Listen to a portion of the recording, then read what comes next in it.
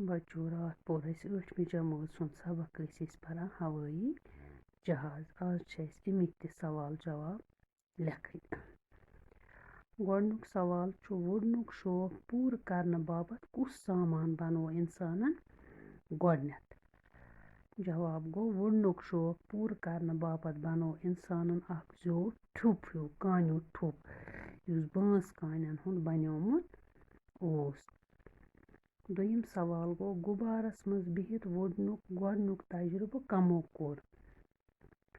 गुबारस मज बिहित वुडनुक गोडनुक तजुर्बे core America क्यों दोयो बायो। त्रियम सवाल गो गोडनुक हवाई जहाज कमो बनो। गोडनुक हवाई जहाज बनो अमेरिका क्यों दोयो बायो विल्बर राइट तो अल्बा राइटन। यमन राइट बरादर्स वनान।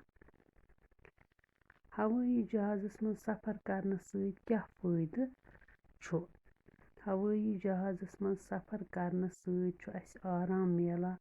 रेतन हुंद सफ़र छु दोहन मज, दोहन हुंद सफ़र घंटन मज तो घंटन हुंद सफ़र छु मिनटन मज गसान।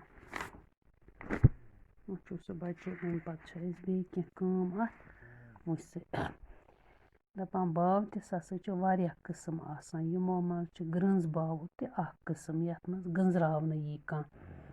ग्रंज बाव चीजन या नफरन हंद तैदाद वखने करान। सनिस मकानस 15 कुठ।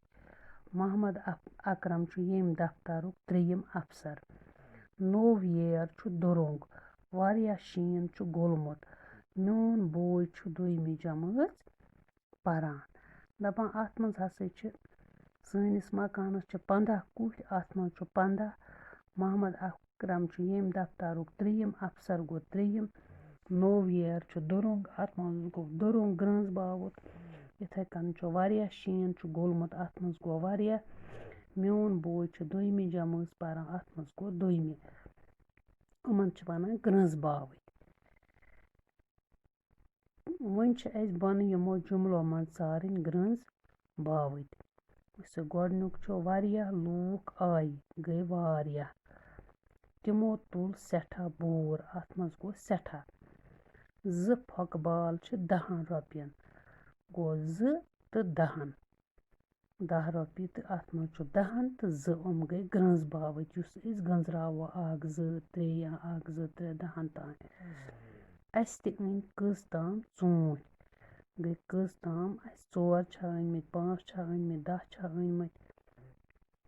1 हफ्त लग तोर वातनस गो अत मज हफ्त ग्रंज बावत। क्या बाव ते वारिया किस्म यमन मज अख किस्म ग्रंज बावत।